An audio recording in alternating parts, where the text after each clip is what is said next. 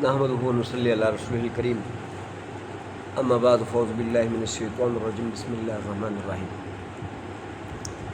فاذکرونی اذکرکم واشکروا لی ولا تکفرون وقال تعالی فی مقام آخر ولئن شکرتم لازیدنکم ولئن کفرتم ان عذابی لشدید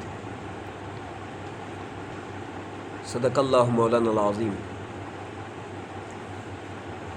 میرے بھائی اور بزرگوں، اللہ پاک کا بہت احسان اور کرم ہوا کہ اللہ نے باجماعت نماز پڑھنے کی توفیق عطا فرمایا۔ باجماعت نماز پڑھنے کی بہت بڑی فضیلت ہے، اور مسجد کی طرف جو اٹھنے والی قدم ہے، ان قدموں میں سے ہر قدم پر ایک گناہ معاف ہوتا ہے اور ایک نیکی لکھی جاتی ہے۔ پھر بندہ وضو کر کے آئے تو جب بندہ وضو کرتا ہے تو جب چہرہ دھوتا ہے تو چہرے کے گناہ جل جاتے ہیں، اور اپنے بازو دھوتا ہے، ہاتھ دھوتا ہے تو ہاتھوں کے گناہ جل جاتے ہیں، اور سر کا مسح کرتا ہے تو سر والا ایریا کے گناہ جل جاتے ہیں، پاؤں دھوتا ہے تو پاؤں کے گناہ جل جاتے ہیں۔ یہی تو چیزیں گناہ کرتے ہیں، سمجھ میں آ جی۔ پھر آگے نماز پڑھتا ہے تو نبی علیہ الصلوۃ والسلام ایک مرتبہ کسی جاڑے کے موسم میں، سردی کے موسم میں جنگل میں گئے تو ایک ٹہنی کے اوپر پتے تھے، جڑنے کو تیار تھے، تو ایسے حرکت دی تو سارے نیچے جڑ گئے۔ تو صحابہ سے پوچھا کہ یہ میں نے ایسے کیوں کیا؟ تو صحابہ نے کہا، اے اللہ کے رسول، اللہ اور اس کے رسول ہی بہتر جانتے ہیں۔ تو فرمایا کہ اس ٹہنی کے اوپر کوئی پتا باقی رہا؟ کہنے لگا نہیں۔ تو کہنے لگا جو آدمی 5 وقت نماز پڑھتا ہے تو اس کے بدن سے گناہ جڑ کر ایسے ہی صاف ہو جاتے ہیں جیسے یہ ٹہنی پتوں سے صاف ہو گئی۔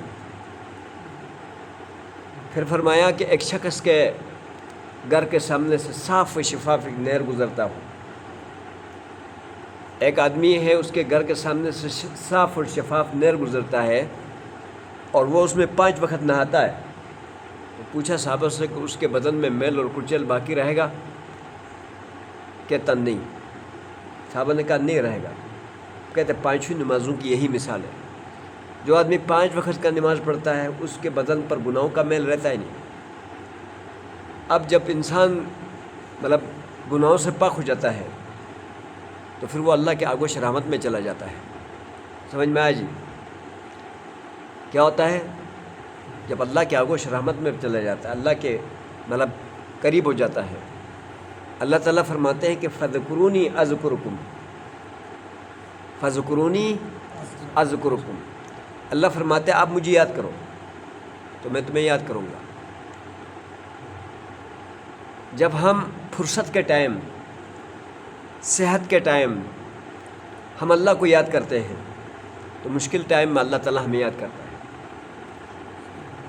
مشکل ٹائم میں اللہ ہمیں یاد کرتا ہے، اور اس کی مثالیں قرآن حدیث بھرا پڑا ہے، سمجھ میں آ جی۔ اور اللہ تعالیٰ فرماتے ہیں آپ میرا شکر ادا کریں، تو میں نے جو آپ کو صحت دیا ہے، مال دیا ہے، اولاد دیا ہے، جو کچھ دیا ہے اس میں برکتیں ڈال دوں گا، اور اللہ ڈالتا ہے، اللہ سبحانہ و تعالیٰ ڈالتا ہے۔ ابھی میرا مدرسے کا باوجود سولر سسٹم لگنے کے اور آیا 50,711 روپے بل آیا، باوجود سولر سسٹم کے میں پریشان ہو کے، جیسے کل میں نے بتایا گھر گیا، اوپر بیٹھا ہی نہیں تھا تو ایک دوست کا کال آیا، کہتے میری بہن نے آپ کے لیے 60,000 روپے چھوڑ کے گئی ہے۔ ہاں، اب پچھلے جو بل ہمارا آیا وہ 31,000 کچھ روپے بل آیا۔ میں نے کسی کو نہیں کہا، لیکن ایک دوست نے وہ بل بھیجا، پھر ایک دوسرے دوست نے بھی وہی بل بھیجا، ڈبل آ گیا ہمارے پاس، سمجھ میں آئی؟ بتاؤ، لوگ مانگ مانگ کے تھک جاتے ہیں، لیکن ہم نہیں مانگتے، ہم اللہ تعالیٰ کے گھر میں بیٹھ کر اللہ کی توحید بیان کرتے ہیں، اللہ کو یاد کرتے ہیں، سورہ یاسین صبح پڑھتے ہیں، اور اگر تھوڑے زیادہ مشکلات آئیں تو ہم اور صورتوں کے اضافہ کرتے ہیں، اللہ ہماری مدد کر لیتا ہے، سمجھ میں آ جی۔ تو اسی طرح جب ہم اللہ سبحانہ و تعالیٰ کو یاد کریں گے تو اللہ تعالیٰ ہماری مشکل میں ہمیں یاد کرے گا۔ حدیث میں اور بھی آتا ہے، حدیث میں یہ الفاظ ہے کہ اب جیسے ہم لوگ یہاں اللہ کو یاد کرنے کے لیے بیٹھے ہیں، ہمارا کوئی اور مقصد نہیں ہے، ہم صرف اللہ کی یاد میں بیٹھے ہیں، تو اللہ کے مطلب سیاح فرشتے ہیں، گھومتے پھرتے فرشتے ہیں اللہ کے، مختلف ٹولیوں میں مختلف کاموں کے لیے مختلف فرشتے آتے ہیں اللہ کے۔ تو ایک گروپ فرشتوں کی ایسی ہیں کہ جو صرف اور صرف وہ محفل تلاش کرتے ہیں جن محفلوں میں اللہ کی یاد ہوتی ہے۔ تو وہ آتے ہیں، گھومتے پھرتے ہیں، اب تلہاڑ میں آ گئے، دیکھ رہے ہیں کسی جگہ میں اللہ کی یاد ہو رہی ہے، تو فرشتے آ کے اس میں بیٹھتے جاتے ہیں اور آ جاتے ہیں، بیٹھتے جاتے ہیں، یہاں تک کہ ٹال لگ لگ کا آسمانوں کو پہنچ جاتا ہے، جیسے چھت کی مکھیاں ایک دوسرے کے اوپر بیٹھتی ہیں، سمجھ میں آیا جی؟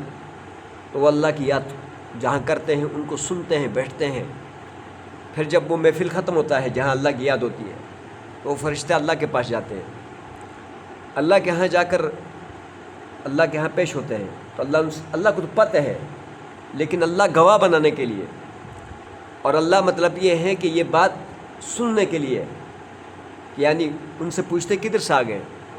یا اللہ ہم تلہاڑ میں گئے تھے، بلال مسجد میں کچھ لوگ بیٹھے تھے، آپ کو یاد کر رہے تھے، کوئی دنیا کا مقصد نہیں تھا ان کا، صرف آپ کی یاد تھی، آپ کو یاد کرنے کے لیے بیٹھے تھے، آپ کا حکم انہوں نے ادا کیا، آپ کے لیے سر جھکایا، نماز میں آپ کو یاد کیا، پھر اس کے بعد بیٹھے ہیں، تو اللہ تعالیٰ پوچھتے ہیں کہ انہوں نے مجھے دیکھا ہے؟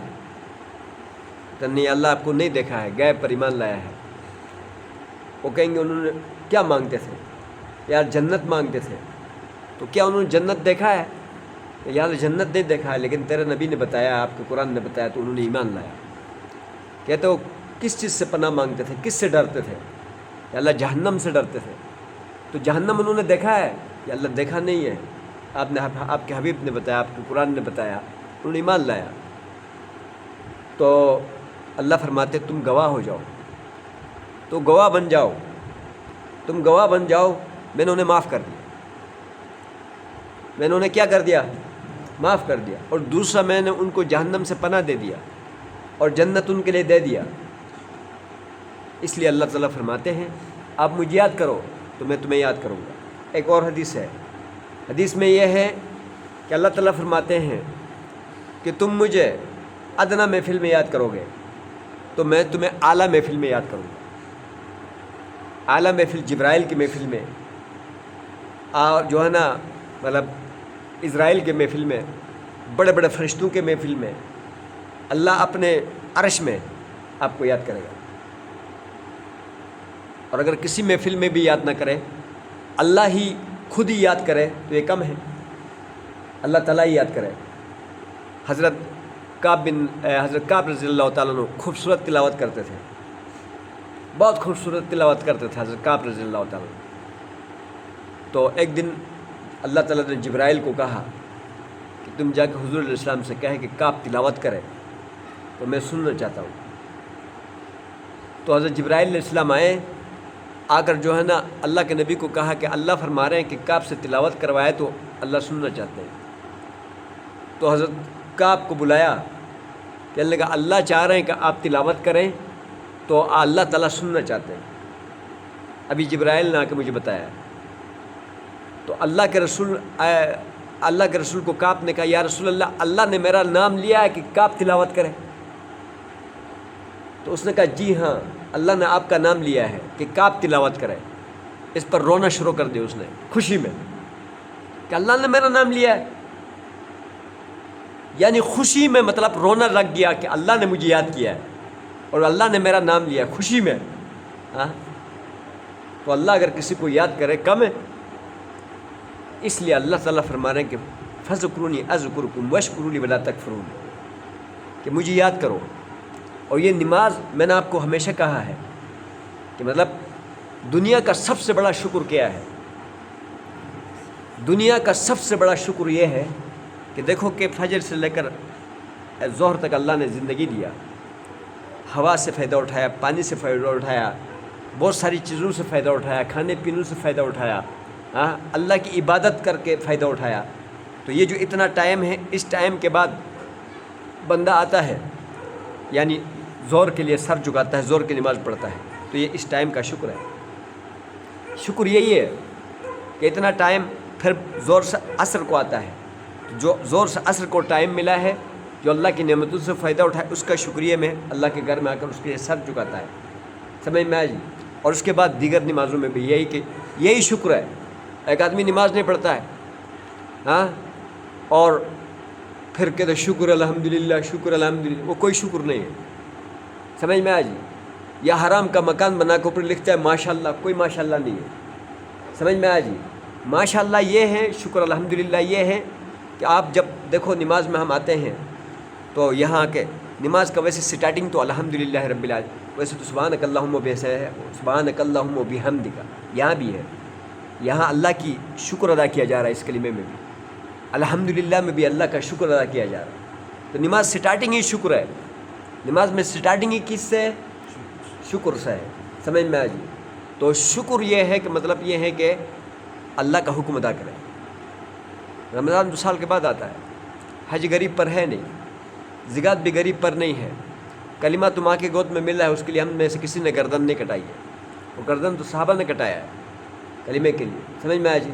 تو اگر ہمارے پاس اللہ کا حکم ہے تو وہ کیا ہے؟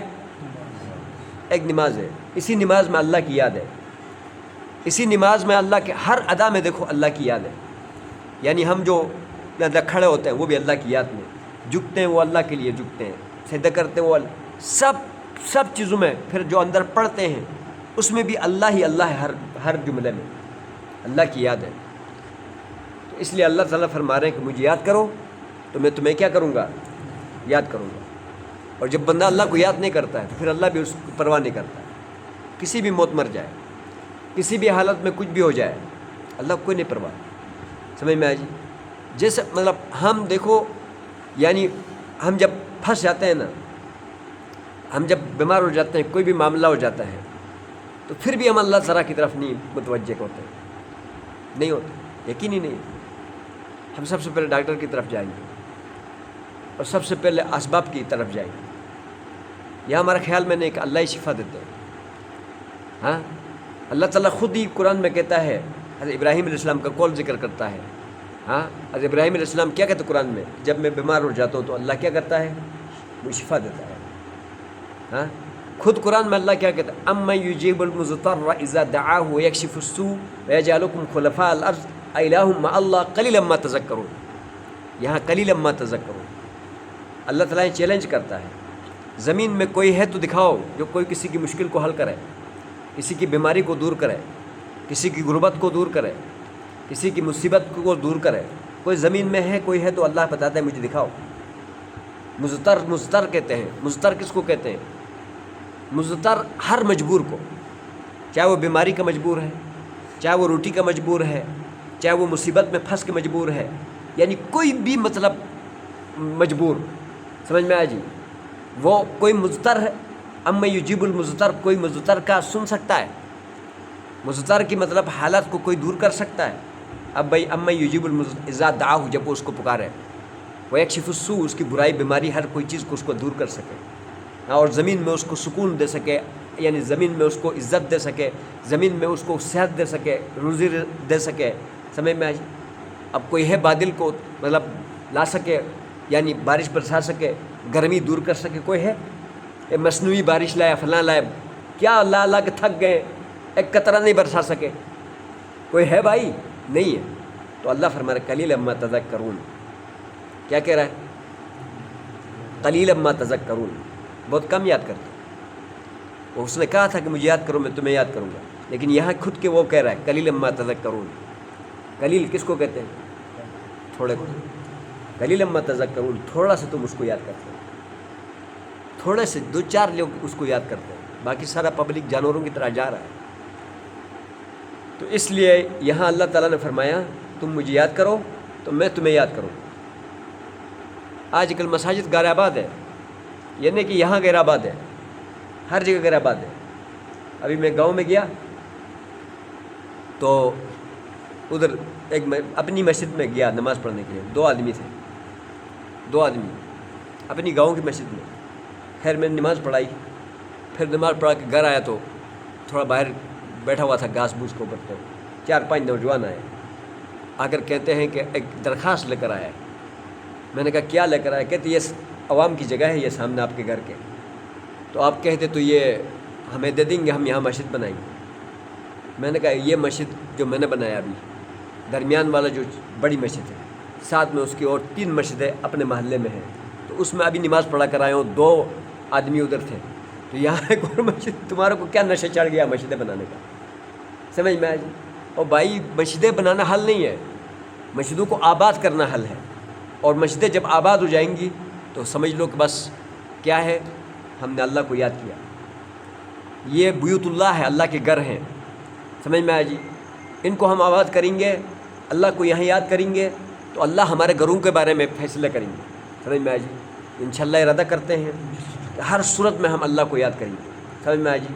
اور یقین کے ساتھ یاد رکھیں گے، پوری کامیابی کے ساتھ یاد رکھیں گے۔ اللہ عمل کرنے کی توفیق عطا فرمائے۔